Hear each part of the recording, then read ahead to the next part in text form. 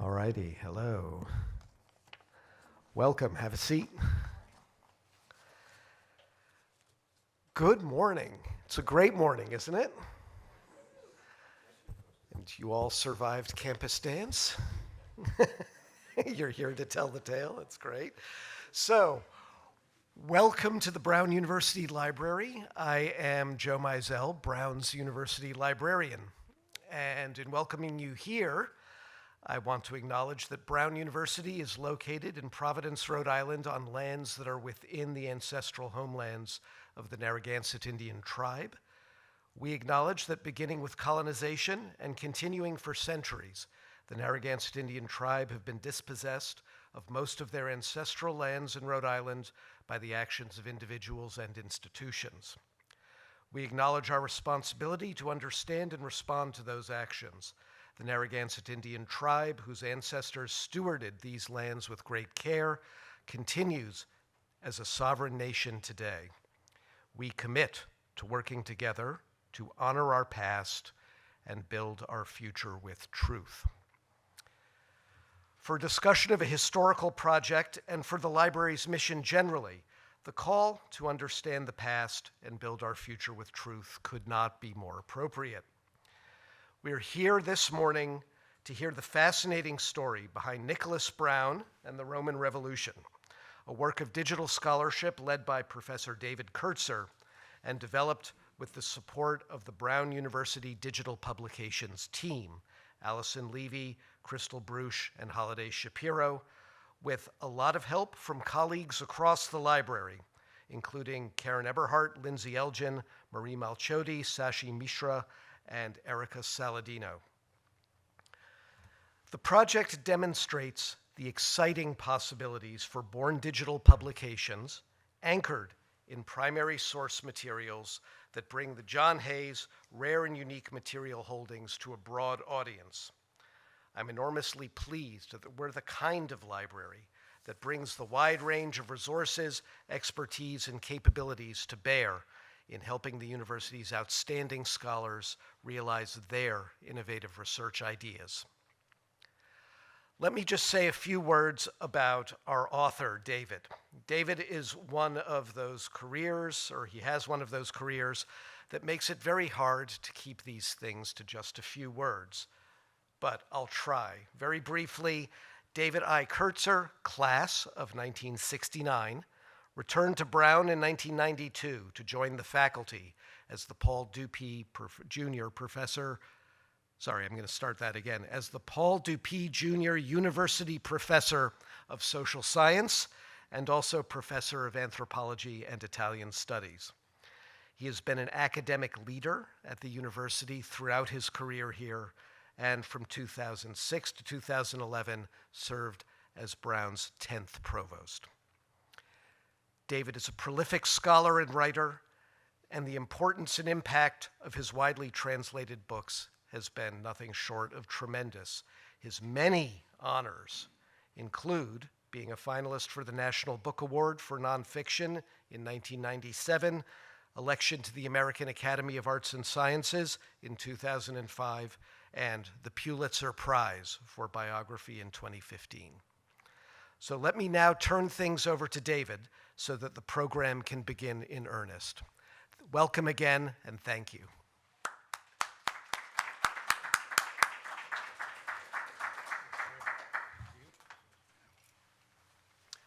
Well, thanks for coming to this early morning event and showing interest in 19th century Italian history. So the person I'm going to be talking about that you see there on the left, Nicholas Brown, is himself a Brown graduate. In fact, he's the son of the man whose $5,000 donation gave the university its name. And his grandfather, Nicholas Brown, we'll call him the first, was one of the founders of the university. He would end up as the U.S. consul, there's a picture of him, U.S. consul in Rome during the Roman Revolution, which is behind what we're going to be talking about tonight. That would be the time in 1848 when the Pope was driven out of Rome. The Pope who had ruled over Rome and the Papal States for 1,000 years was driven out by a revolution, And men like Mazzini and Garibaldi came to power, pronounced freedom of religion, the end of papal rule, and a republic. Much to the dismay of the US Secretary of State, Nicholas Brown would jump into the fray and take a very vocal supporting role of the revolution. The American government wanted to maintain distance. For one thing, they didn't think it was going to last long, and they would be right about that.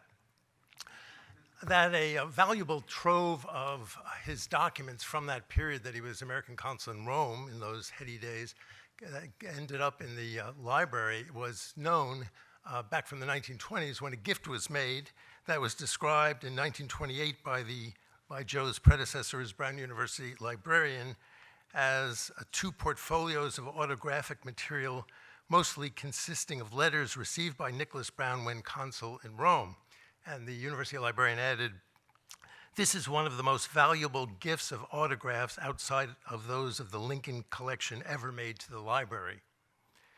This material eventually found its way to the John Hay Special Collections Library, which you know is right across the street here.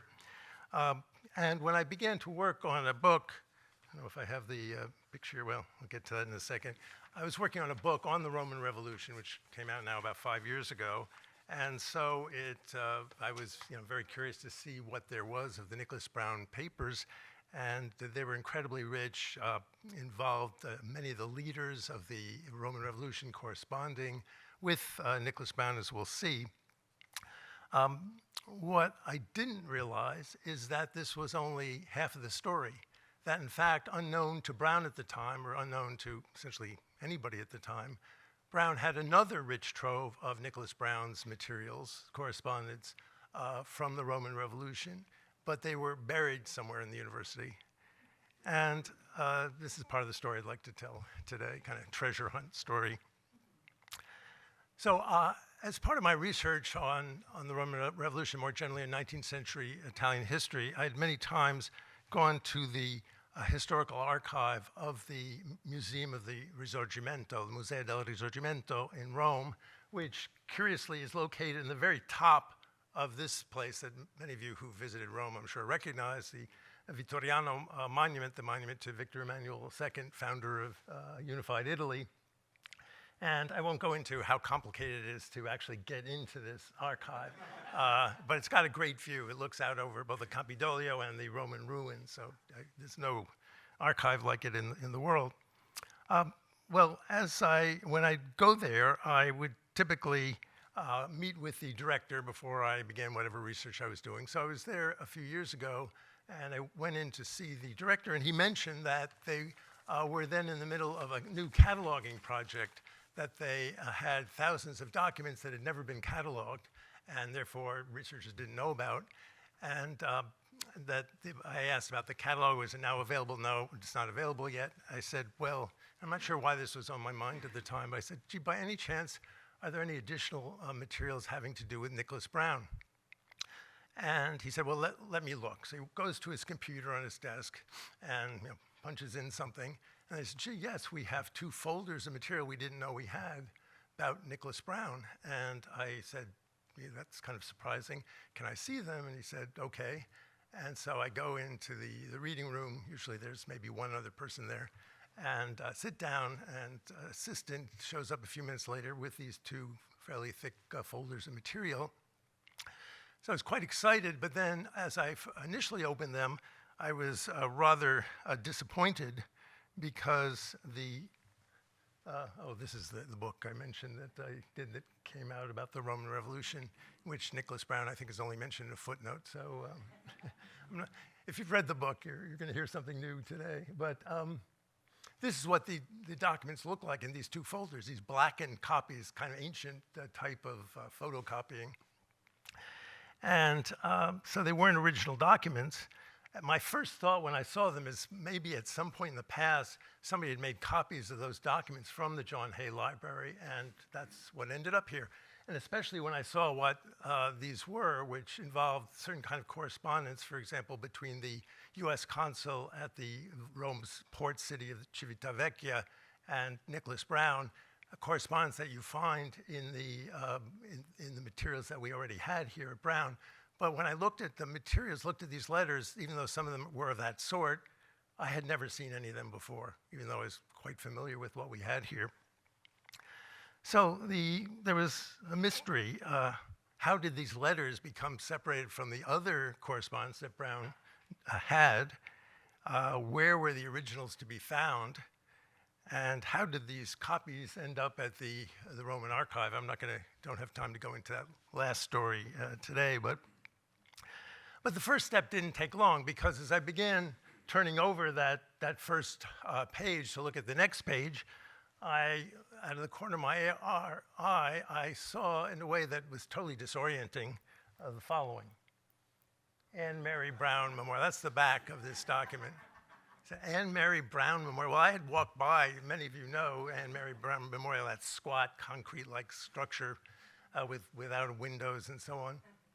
I'd walked by there probably 1,000 times and never had any idea there could be any Nicholas Brown papers there. In fact, the Annmary Brown Memorial, Annmary Brown was one of the two daughters of Nicholas Brown. I think who was his other daughter? So one was Annmary Brown. What's the Carrie Brown. So they had devoted husbands, because Annmary Brown's husband, Rush Hawkins, who was a Civil War hero and member of the New York State Legislature, but also a big collector, which becomes significant, created this mausoleum essentially for their entombment, but also for his collections of books. He was a big collector and other materials. And the Italian husband of Carrie, Nicholas Brown's other daughter, decided to have this tower built, which is called, of course, the Carrie Tower. So what was going on here? As I read through these documents, I made an inventory of them. And when I came back to Brown, I contacted the librarians here. I explained the situation. I found out that the Annmary Brown Memorial had actually been an independent institution until 1948, when it became part of Brown and therefore part of the Brown Library system, but that there were still many materials there that had never been cataloged. And so we began the search. And to make a long story short, basically we found that somehow buried in the basement there, among the papers that had never been cataloged, at least not in recent memory and not in any way that anybody had access to, were the documents, the originals of the documents that I found atop the Vittoriano in Rome. And, well, I'll just take a second here to show you so that's the blackened copy. Then this is what the original looks like. And this is just one example. So the Roman Revolution ends kind of in bloodshed when the French troops finally get into the city, reconquer it for the Pope in July of 1849. Nicholas Brown briefly goes to Switzerland, and he's irate because the French ambassador, in reporting on what had happened, claims that the French troops had never bombarded the city of Rome. That they had been very careful to not damage the historic city. And so he writes a letter, this is a draft of it, to the ambassador saying he was there and it's not true, as Corcel well knows. This is the kind of letter that we now find we have in the Brown collection. So why are these letters so valuable? Well, just a brief lesson in 19th century Italian history. You know that Italy as a modern nation was just founded basically 1861, the Kingdom of Italy was pronounced. Before that, Italy had been a patchwork of different kinds of principalities and duchies and states and so forth, and kingdoms. This is in fact what just before the revolution, what Italy looked like. It was broken up into these different segments, and you see there this kind of swath of territory through the middle of the peninsula ruled by the Pope, called the Papal States, of which, of course, Rome was the capital, but went all the way up to Bologna in the north. So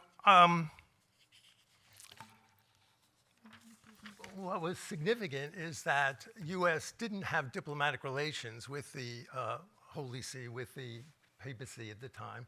And so as a result, the American consul in Rome was the only diplomat there at the time of the revolution broke out. The collection, and here are some of the leaders of the Roman Revolution, Mazzini, who had head the kind of troika that was politically responsible for the Roman Republic, and Garibaldi, who was kind of swashbuckling military leader who would defend it from the French invasion. When Pope Pius IX became Pope in 1846, he replaced a reactionary Pope, Gregory XVI. There were great hopes for him as the liberal, potentially modernizing Pope. It was a time when the movement to drive foreigners out of the peninsula, particularly the Austrians who ruled the northeast of, for example, Lombardy, Milan, Veneto, Venice, that was all under Austrian control. So the movement to drive them out and pronounce a kind of independent Italy called the Risorgimento was kind of in full swing. And the hope was that the Pope might actually be a unifying element, because what did, in fact, all Italians have in common? They didn't have in common language. They spoke different dialects. Relatively few spoke Italian. They didn't have kind of political history together in common. What they did have in common is 99% were Roman Catholic. So there are various proposals, for example, to make the Pope titular head of some kind of federation that would unify Italy. But in April of 1848, he dashed those hopes by announcing that the papacy could never support any battling against Austria, who had long supported the Papal States. And moreover, the other demand that the government should not be composed of priests but of lay people, he could not accept that either. The result was that on November 15th, 1848, rebels shot and murdered his prime minister, and a few days later, he, in disguise, would flee the city. I think that is during the kind of liberal phase. Shortly after he becomes Pope, he proclaims political amnesty, furthering his popularity. But then here you have the assault on the Quirinal Palace following the murder of his prime minister, and just before he then flees and goes south into the Kingdom of Naples, where he calls on the armies of the Catholic powers of Europe to come to restore him to power. I think you can see where the Pope took up. This is just south of, or just north of Naples, south of Rome, but is this kind of port that's also, as you see, well-protected fortress. Well, while Rome's elite, with the Pope departure and with this revolution brewing, fled the city in horror, Nicholas Brown followed the events with great interest. In fact, he found them intoxicating. And his reports to the Secretary of State, then James Buchanan, before he became president, were filled with flowery praise for the men who were seeking to end the papal theocracy and help bring Rome into modern times.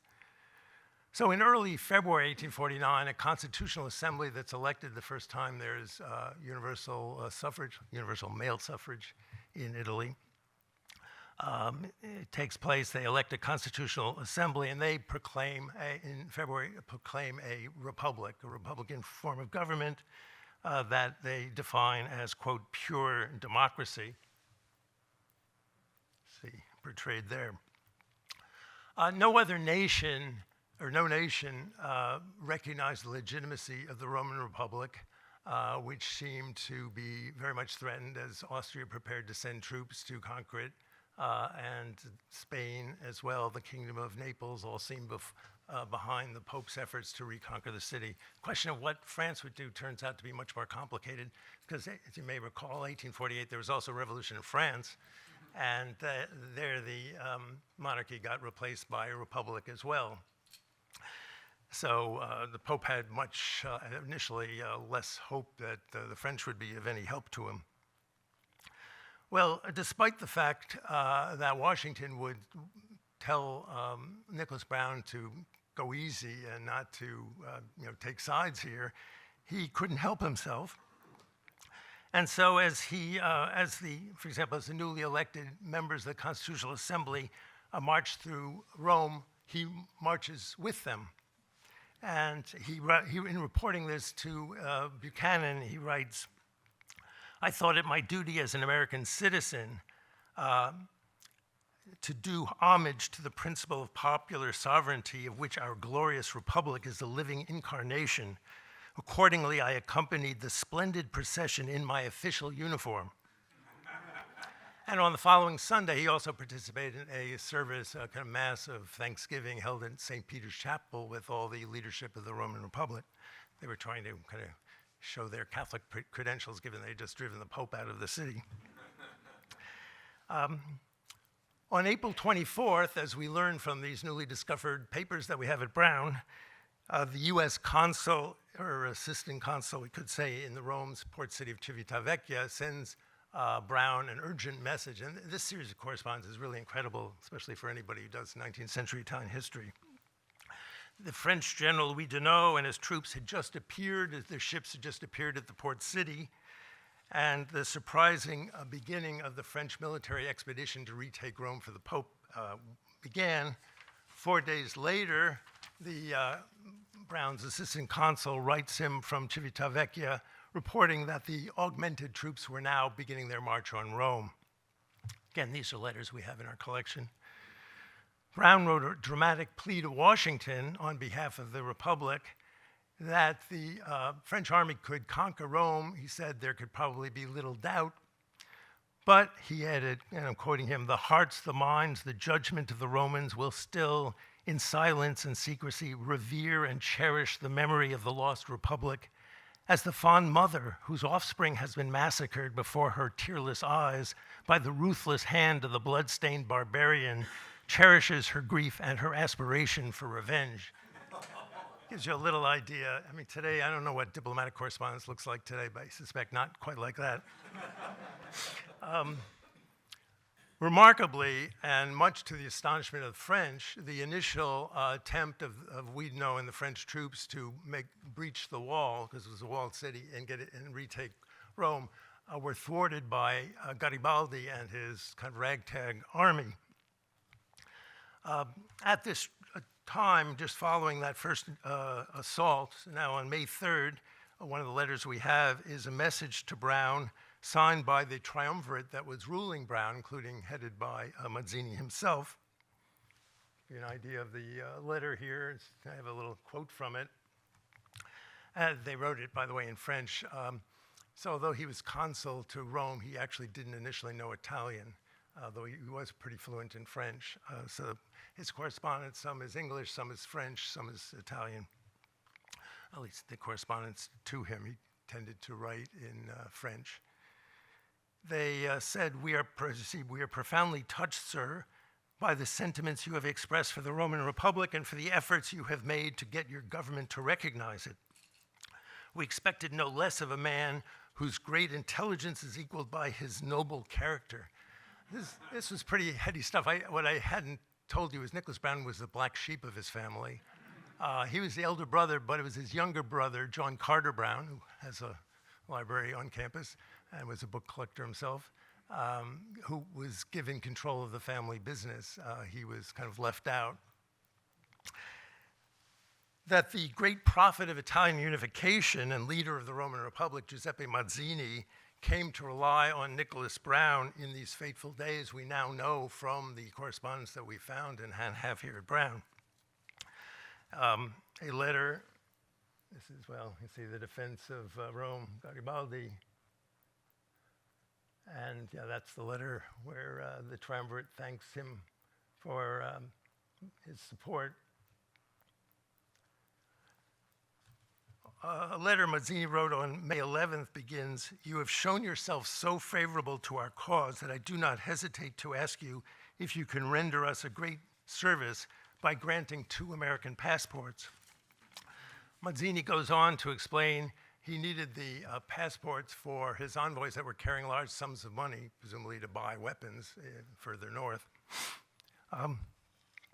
3 days later, we know now, thanks to the manuscripts we find in the collection here, Mazzini again asked Brown for help, this time getting an American passport for a very important figure in the Italian Risorgimento, Adriano Lemmi, who later would become also head of the masonry in Italy, and who at the time was kind of a major fundraiser to support the military efforts of the Roman Republic in repulsing the French troops. Meanwhile, Nicholas Brown continued to send enthusiastic reports to Washington about the virtues of the Roman Republic. Oops. Let's stay there for a second.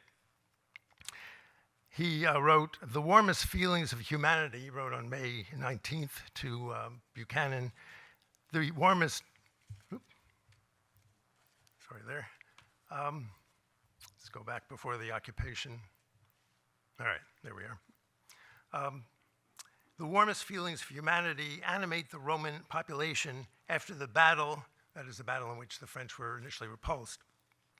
The French wounded and other prisoners are treated with the utmost kindness. During this terrible crisis, public order remained undisturbed. Meanwhile, the Constituent Assembly has steadily proceeded in its well-pondered and judicious career of reform. So these are the kinds of letters that Brown is sending to the US government, to the Secretary of State, even during the time that the French are beginning to bombard the city.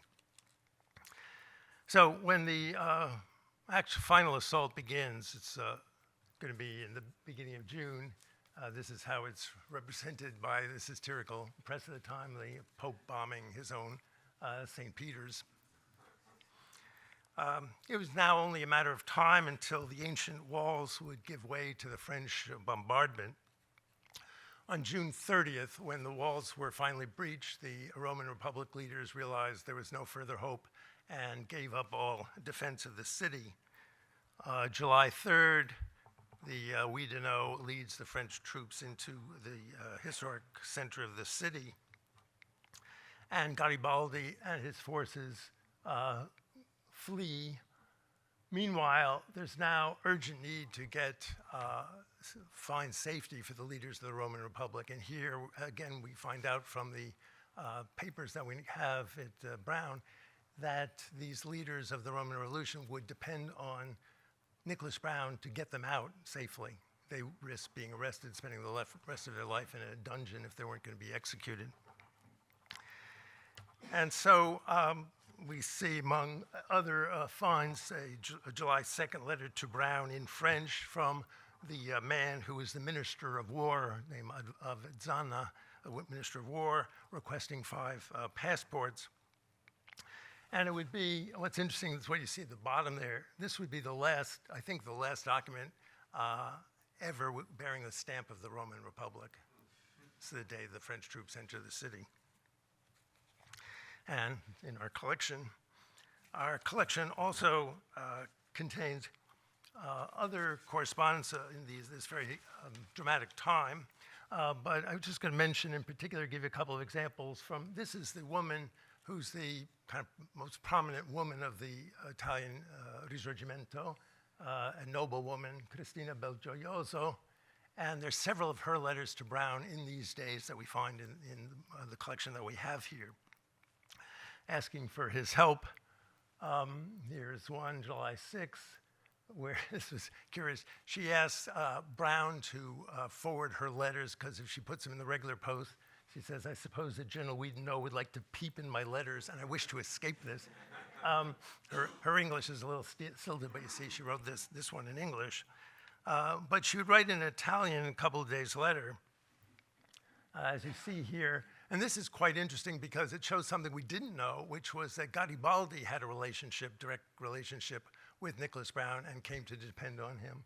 So again, she writes, and this is in Italian, conoscendo la raccomandazione, so knowing the recommendations, le raccomandazioni, that General Garibaldi made to you, and trusting in the honors and the principles of the nation that you represent, I place all of the wounded from the war for Roman independence under the protection of these same principles, namely under the American government, under Nicholas Brown.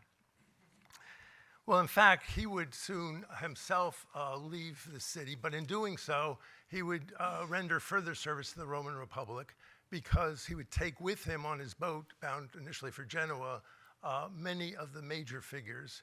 And among those was perhaps the most reviled from the French point of view and from the Pope's point of view, figure of the Roman Revolution, a man named Pietro Sterbini, who was seen as the real rabble-rouser behind the initial revolution. He was seen as probably the mastermind of the assassination of the prime minister, for example. So when Brown arrives at the port of Genoa with these leaders of the Roman Revolution, including Sterbini, they're not going to let them off the boat. This is now, Genoa is part of the Turin-based government of the Victor Emmanuel's regime in the kingdom. It's called the Kingdom of Sardinia. And he goes to meet with the prime minister. That is, Nicholas Brown goes to meet with the prime minister to beg him to allow these people to transit on their way to Switzerland and safety. And there is an American consul to the Victor Emmanuel's government in Turin who's horrified by what Nicholas Brown is doing and writes a letter of complaint to Buchanan about him, saying that he has no business helping these revolutionaries, and it's a disgrace and embarrassment to the American government and so forth. So this is the kind of person Nicholas Brown was. And but the result was, and again, we have this letter in our collection. This is from Massimo D'Azeglio, another major figure of the Italian Risorgimento and at the time prime minister of the Kingdom of Sardinia. And he writes this letter and says basically that he's going to allow the people protected by Nicholas Brown to move through on their way to safety. So this is the kind of material that we have, that we found that we have at Brown. It's material that was basically unknown, not only in part, as I mentioned, even at Brown, but of course to the larger world of Italian scholars. We have many letters, for example, by Mazzini that are almost totally unknown in the world of scholarship. So we have this great collection. How can we make it accessible to the world's community of scholars and students? And this is where the digitization project comes in, and this is where Allison Levy is going to continue our story. Thank you.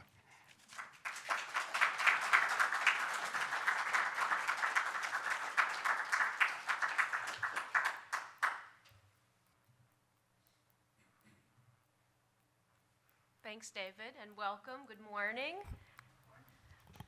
I'm Allison Levy. I am Director of Brown University Digital Publications, which we also refer to as BUDP here on campus. BUDP is a collaboration between the university library and the dean of the faculty, generously launched with support from the Mellon Foundation, with additional support from the National Endowment for the Humanities. BUDP is creating exciting new conditions for the production and sharing of knowledge. It's widely recognized as accessible, intentional, and inclusive. Our novel, university-based approach to digital content development is helping to set the standards for the future of scholarship in the digital age. Launched just a few weeks ago, Nicholas Brown and the Roman Revolution is an outstanding addition to our portfolio of nearly 20 born digital enhanced scholarly publications. Previous publications include a 13-volume series, Race and in America, which was released over the last 2 years. That was a collaboration between the library and the Office of the Provost and the Center for the Study of Race and Ethnicity in America. And also the second or digital edition on the 15th anniversary of Brown's landmark Slavery and Justice report, another collaboration between the library, CSSJ, and the Office of the President. I also want to highlight two of our award-winning born digital publications, Furnace and Fugue by Professor Tara Numadal of History, which won the Roy Rosenzweig Prize for Creativity in Digital History, issued by the American Historical Association earlier this year, and also this year, Shadow Plays by Professor of Italian, Massimo Riva, and David's colleague, this was awarded the Prose Award for Best E-Product by the Association of American Publishers. And our other recent publication, the very celebrated A New Vision for Islamic Pasts and Futures by Aga Khan Professor of Islamic Humanities, Shahzad Bashir. So we have 13 other projects that are in various stages of development, so please stay tuned in the years ahead for more innovative work coming out of BUDP. But let me now, with this context of what some of the work we're doing in the library, let me turn to Professor Kertzer's project and walk through this digital publication with you all. We have here, of course, an emphasis on these historical documents. We saw a few of those. Let me show you what you can do in the digital publication. You can engage in very new ways with these documents. For those of you who can't see the albums in person in the John Hay, this digital publication allows you to really zoom in and again, engage in ways that would otherwise not be possible if this were released in a print publication. So we have a curated selection of letters that are featured in the digital publication, but readers are just one click away from seeing the full collection in the Brown Digital Repository. This is a video of David going through one of those albums to give you a sense of the scale of the albums and how the correspondence is presented in these books along with dinner invitations and drawings and valentines, a really personal material culture from the Brown family. So it is a very eclectic set of material and really fascinating.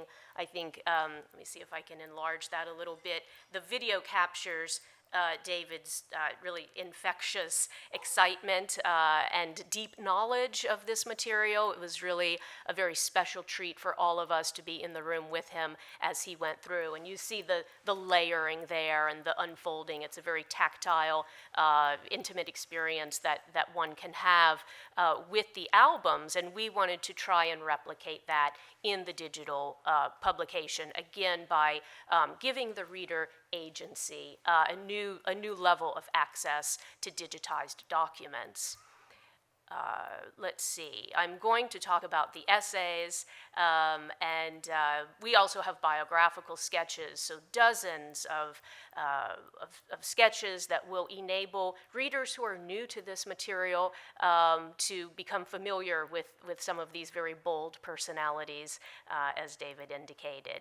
So we have dozens of those. Again, just an additional resource to help you move through the material.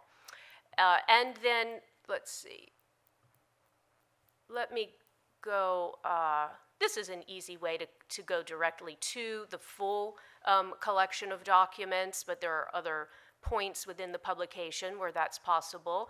Let me go into essays from here, perhaps, at the top. So we have 6 essays here produced by Brown faculty, a Brown PhD graduate, and other scholars, Deidre Lynch from Harvard, and some international contributors as well. So it's an interdisciplinary, international group of scholars contributing, providing the context for these documents. And I might just go right into the introduction, just to show off some of the special features of the presentation of material. There's Nicholas Brown, again, the monument. And here we can bring readers straight to those resources. Of course, you can zoom as before, but you can also be brought to a transcription and a translation. And you are now in the Brown Digital Repository, which serves as an archive for this material. And we are deeply grateful to our students, undergraduates and graduate students who have provided, along with library staff, who have provided the translation and the transcription. So they are really a pivotal contributor in that regard. And in this particular platform that we're using for the publication, readers can use annotation tools, highlighting tools. They can change the font, they can change the background color. We're very interested in accessibility and making sure that this content is available to a wide range of readers, not just the scholarly community, but because this is an open access publication. So all of the content is freely available to anyone, anywhere, at any time. We know that we have global reach, and so we're also reaching non-specialist audiences, and we just want to make sure that this is a welcoming place, and we want readers to stay. And so there are a number of different tools and resources that contribute to, again, to that kind of deep engagement with this material that is really, until now, not familiar to many people. Again, I just wanted to emphasize the student contributions to this, especially on commencement weekend. And I would invite you all to spend more time, certainly with Nicholas Brown and the Roman Revolution, but also to explore our other publications in the portfolio. So I'm sure you all have a lot of questions for our speaker. I'm going to stop here, and we are happy to answer questions.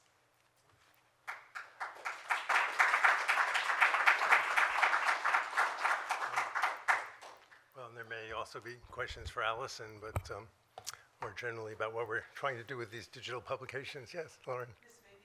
This may be for you, because I noticed off-campus access. Is this available to anyone in the public with no connection to Brown? Thank you. Yes, it is.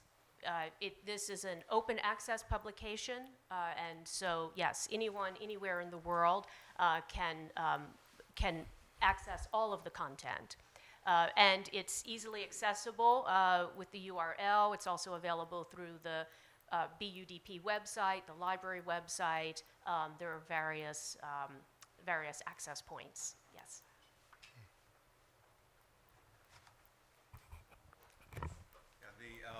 So when we saw the video of you leafing through these volumes, when you first found these documents, were they in folders? Were they in those books, book-like things, or? They were actually one of the chapters that we published that Allison briefly showed you the table of contents by professor of literature at Harvard, Deirdre Lynch, is about the practice in the 19th century of keeping albums, of album keeping, if that's the proper term. And do we have, okay, bring that up. And it's really fascinating, very fascinating chapter, and published only there on our site, written for our site based on being prompted by what we have in the Nicholas Brown collections. So yes, both what we got here initially, the donation was in 2 albums, and then the documents that we uncovered were in one big thick album. So it all was in albums. I think apparently, as Deirdre Lynch discusses, it got reorganized, at least the original material got reorganized by the, I think she was quite upset by this, in fact, because she's trying to reconstruct how people kept albums in the 19th century, whereas the librarians, when they got it here, were more interested in kind of content, you might say, than the album procedure itself. Yeah, so it really reflects, and it's interesting, now the Russell Hawkins one I didn't really get to, is that the one that we found, that we didn't know we had, not only had Nicholas Brown's papers from his time, which I focused on in Rome during the Revolution, but it turns out that Rush Hawkins himself, who was a very colorful character, as I mentioned, he was a Civil War hero, he was a member of the legislature in New York, he was a philanthropist, but he was also a major collector. But he got involved in the Mazzinian movement in the 1860s. So what happened, Italy is united, but not the way Mazzini wanted, under in a republic, but under a king, Victor Emmanuel, the Savoyard king.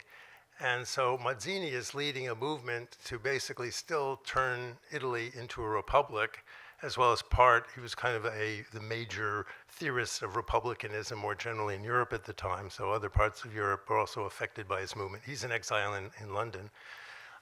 So Rush Hawkins becomes one of the organizers of a Mazzinian Republican committee based in New York.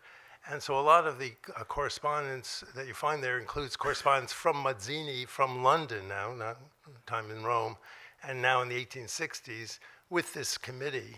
And so there's a whole nother rich feature of this material that is now available as a result. And that was all put in the same album along with the other stuff. And so it was that librarian who arranged to put all this in the albums? Yes, well, again, there are two librarians involved, at least. There's the one here at Brown who in 1928, when this material was originally given by a descendant of the Brown family, it had been kept. But then there was the Annmary Brown's, the Rush Hawkins material, and that was dealt with by the initial director of that museum, I don't know what to call them, mausoleum museum. And so, in fact, that was one of the mysteries I didn't get to, but I just mentioned that how is it that on top of the Vittoriano in Rome, they had these blackened copies of material we didn't even know we had here. And it turns out that back in the 1920s, somehow a professor, Brown did know about them, I assume a historian. He mentioned this when he was in Rome to a American collector, amateur scholar, wealthy person who, after graduating from Harvard, Nelson Gay is his name, after graduating from Harvard, spent his life in Rome. And he learned about their existence, and he wrote, and we found this correspondence, he wrote to the director of the Annmary Brown Memorial saying he heard about this, could he get copies? And those blackened copies were made in the 1920s, sent to him. He actually left 20,000 volumes to Harvard Library, his alma mater, but he also left a lot of material to the state, actually, to Mussolini. And they ended up where I ultimately discovered them, those blackened copies. Yes, Bill? So I'm curious about Nicholas Brown. What was his career before this that might have prepared him for this, if anything? Because I know the diplomatic corps wasn't professionalized in those days. But also, why, as a member of a very wealthy and powerful family, he sided with the radicals? Yeah. It's interesting that as I mentioned, he was a black sheep of the family. He was somewhat of a ne'er-do-well. In fact, in his personal papers, you can also find a lot of complaints to his father about not getting enough money. And he really didn't have a successful career in anything till going off, and he was already 50 years old or something when he went as consul. He had graduated from Brown. He himself went to Brown University. But and in fact, it's very possible his family bought the position as American consul. It was not a paid position, generally speaking. And we have a chapter in this, our volume there, as part of this, having to do with the role of the consuls in American diplomacy in the 19th century. So the positions were not paid, but people sometimes sought them. Often local American businessmen who were residing in a city would seek them partly for prestige, but also partly they could make some money because they would essentially sell visas and things like that, official documents that were needed for various commercial and tourist purposes, I guess. But why, he took this role, it is kind of interesting that, but it was part of it. I think we shouldn't assume that the elites at the time were not Republican, that they were somehow pro-monarchical or something. I think they saw themselves as representatives of the new America and saw certainly the papal states as medieval theocracies. And so in that, it wasn't so surprising. But it is, if you compare him to the other American consuls at the time, who were, including the person who replaces him, he does stand out because they all tend to be much more cautious, and he comes across as this almost swashbuckling, figure. Yes. Did any of these folks ever get passports? I'm sorry. Did they get? Did any of these, you said they applied for passports, obviously you helped them get out of the country. Did he actually issue passports and do such things to help? Yeah, so it's interesting. The question when we think of passports, of course, the first thing you think of is you've got to be a citizen. You can't get an American passport unless you're a citizen, and very few of these were. Actually, Avezzana, the Minister of War that I mentioned, turned out to have American citizenship too. He had earlier been in exile in the United States, and so picked up American citizenship.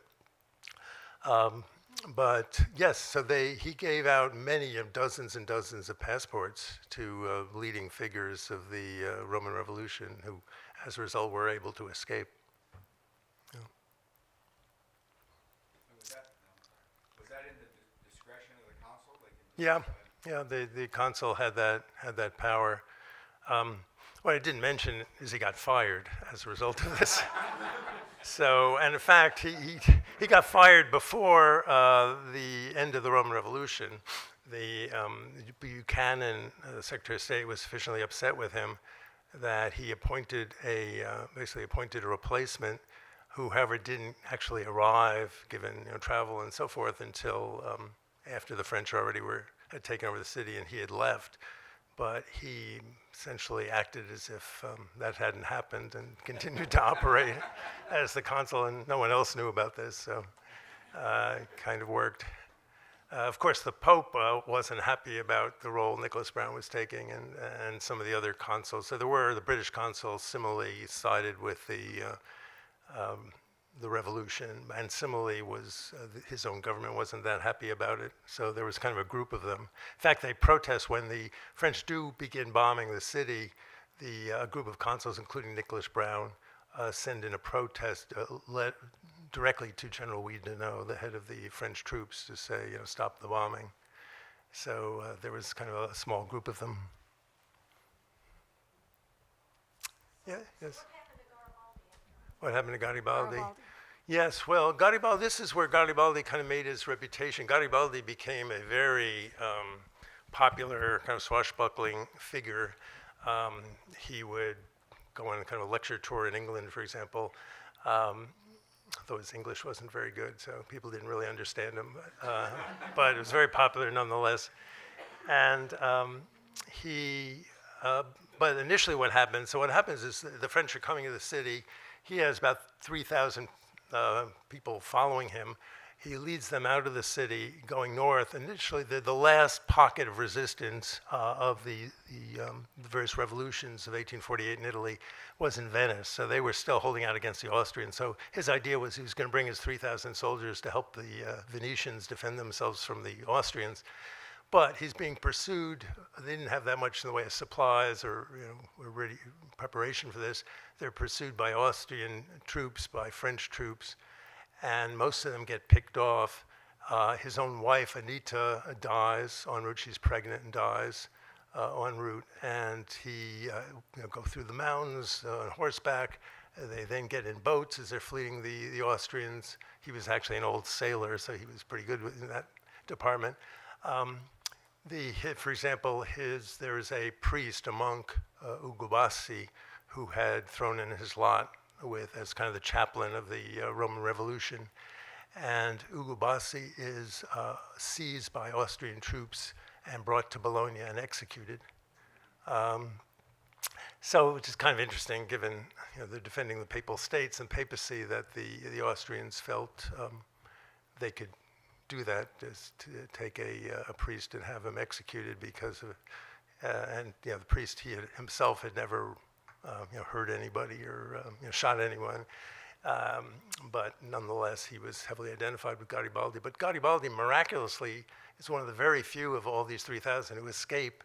He makes his way across the peninsula to the other shore and goes off into exile, partly I think in Brooklyn. And would kind of bide his time. Then in 1860, he would come back. We talk about this as the first war of independence.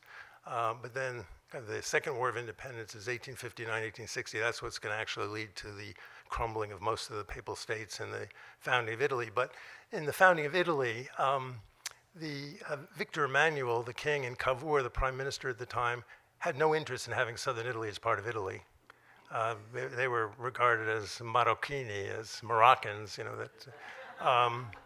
and a number of people were very upset by this, the Mazzinians, but also Garibaldi. So Garibaldi famously gets 1,000 volunteers, and from northern Italy, and a lot of those volunteers, by the way, weren't even Italian, and sails to Sicily, where he's thought to have absolutely no chance because he got the army of the King of Naples to meet him, but kind of miraculously has one victory after the next, picks up local support, and begins marching up the peninsula from the island of Sicily into the mainland and up.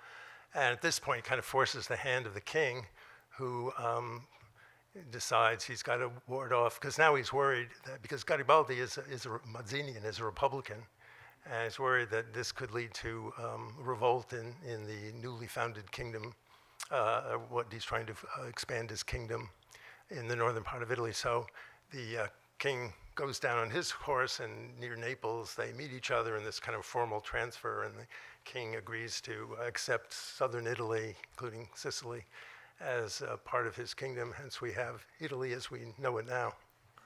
So now you don't have to take my course in Italian history.